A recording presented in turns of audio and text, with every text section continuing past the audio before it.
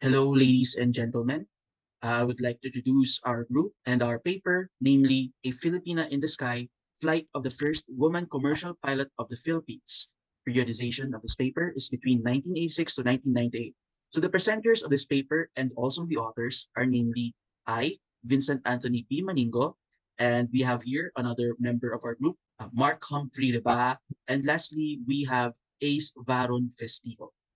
So for the background of our paper of A Filipina in the Sky, this paper is mainly about Captain Amy Carandang Gloria. So this is a biography about her, tackling her journey as the first female commercial pilot here in the Philippines and in Southeast Asia.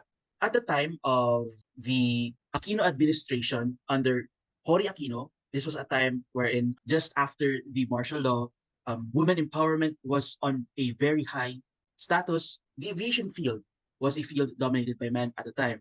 And because of this, because of high women empowerment, this then prompted Captain Amy Carandang Doria at the time to pursue the field of aviation. So for the significance of this study, so we decided as a group to pursue this study. It's because at the time when we were coming up with the topics for our study, we had many choices to choose from. But this topic, namely about Captain Amy Carandang Gloria, her life piqued our interest. And then when we tried to do some background um, searching regarding primary sources or related to her, we cannot find any. And so that is what inspired us to pursue this topic. The next thing why this paper is significant is because Captain Amy Carandang Gloria inspired the next generation of female commercial pilots in the country and also inspired other females to join the aviation industry during her time, at a time when the aviation industry was mostly dominated by men. For the questions that we decided to tackle in this paper, the first question that we have is, how did Captain Amy become a pilot for the Philippine Airlines despite the Philippine aviation industry being mostly male dominated during her time, and what motivated her to pursue flying? Next is, how was her experience as a pilot and captain during her tenure at the Philippine Airlines from 1986 up to her retirement in 1998? So for the first part of our paper, this part mainly tackles Captain Karandang's PAL scholarship. So our paper is structured in a chronological order. So firstly is her PAL scholarship, which is Captain Amy at the time graduated actually Bachelor of Arts in Economics from UP Diliman School of Economics. So before she became a pilot, she graduated BA Economics from UP Diliman. And during this time, she was with 21 others who entered and was successfully screened for this program. So Captain Kandang and her fellow trainees were called dodos at the time. Why dodos? Dodos, as we all know, is a species of a flightless bird. This moniker befits Captain Karandang and trainees because they were still in this part of her journey, still trainees. They were still knowing about the principles of flight and everything that comes with it. So this moniker really befits them. So out of the 21 others who were able to pass and were admitted to the program, including her, only 20 were able to finish it. This program, the PAL scholarship program, at the time it was offered to them, was a study now, pay later scholarship. So this program was actually paid by Captain Karandang throughout her 10 years in PAL. So, the PAL selection process. Finally, Cap Amy and her fellow classmates passed the PAL scholarship program and now were ready to conquer the sky. She and her classmates were automatically assimilated into the company, where they had the automatic position of first officer. But they must go through the application process again. And during her interview, she was asked to wait for another female applicant before applying again, thinking that she couldn't handle the pressure. And as a first female commercial pilot, it didn't stop her. She took it as a challenge and continued the application.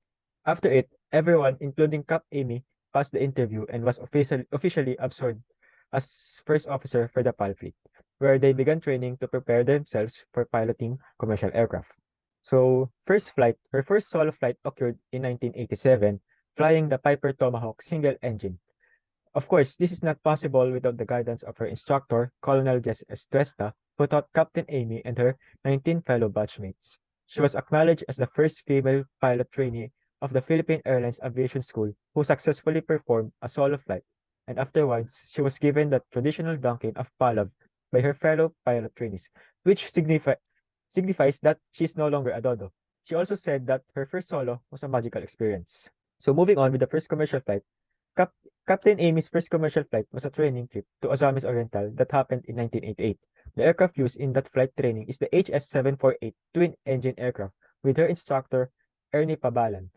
And since there were no flight simulators for the HS-748 back in the day, she had to fly the aircraft throughout her training. In her initial training with the aircraft, there were no passengers. She was able to focus on flying the aircraft without worrying too much about keeping the passengers safe. After flying the HS-748 for 2 years, she was promoted to first officer for the Fokker 50. So for the Fokker 50 and the cabin crew, at this point, Captain Karandang was already assimilated to the pilot fleet of Philippine Airlines. With regards to the promotion process of Philippine Airlines, they follow a seniority order. So starting from the Fokker 50, after that up is the jumbo jets and so on. So for the Fokker 50, Captain Karandang was actually instructed by Captain Ed Medina in flying the Fokker 50 in doing test flights with the Fokker 50 in order for her to be able to fly safely the aircraft. This happened in 1998, and with that, Captain Karandang at the time was able to then start flying the Fokker 50 during this year. And with regards to her cabin crew, as we all know, a captain cannot fly a plane without the help of their cabin crew. And at the time, Captain Karandang's cabin crew throughout her career, despite her being the first female commercial pilot at the time, she was still showed with professionalism and deep respect. Her interactions with her fellow cabin crews are all within the terms of professionalism. They were very professional with Captain Karandang, and this made a good dynamic between her and the cabin crew throughout her flights. So the first female. Cap Amy works hard as her actions were always monitored because she's the first female commercial pilot. She had to be very careful of everything, but thanks to the guidance of her seniors and colleagues, those challenges made it memorable. So she's the first female commercial pilot in Southeast Asia and the first female captain of Philippine Airlines.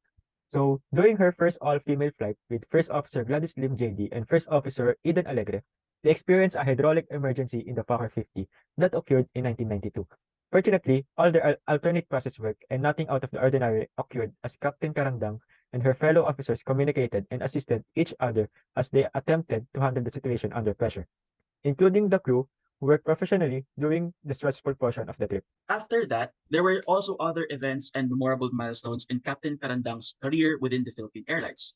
She flew a flight with the Girl Scouts for the 26th National Encampment. She was also recognized by the three female pilots that came after her, namely Captain Gladys Lim, Captain Eden Alegre, and also Captain Brooke Castillo. Also, with that, she also became a member of the Sigma Lambda sorority, a sorority which focuses on the virtues that help empower women during her time. So, Captain Amy's last flight, Captain Amy's decade-long career in the aviation sector came to an end on June 5, 1998, when the Philippine Airlines pilots went on a strike. Following the strike, Philippine Airlines was forced to implement a rehabilitation plan that involved laying off one-third of its employees. Captain Amy did not want to return since she had found love in charity work rather than returning and pursuing other disciplines relating to aviation.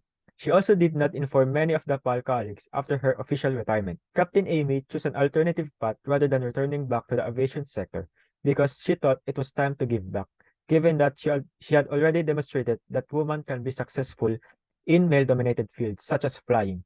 Captain Karandang focused on non-government organizations to encourage women to take control of their lives and choose how they want to live. So, in conclusion, Captain Amy Karandang served as an exemplar who provided purpose, direction, and inspiration not only to Filipino pilots but to the aviation industry as a whole, then and also now. So, Captain Amy's gives everyone, including women, the opportunity they deserve by enhancing their chances of obtaining a job within an airline. In connection to this, she was the one who acted as the foundation in order to influence women who wanted to pursue an aviation career in the Philippines. Now, we're done with the conclusion, here are our methods and sources. For our primary sources, we have APTV, Captain Amy Karandang interviews through Gmail, and Captain Will Castillo interview through Gmeet, Manila Bulletin, Manila Supreme Court, Philippine Star, Philippine Museum and Library, and the Manila Chronicles. And our secondary sources are ALZ Publishing, PHIVOX, and lastly, Journal of Air Law and Commerce. And that's it for our presentation. Thank you so much, everyone, for tuning in to our presentation.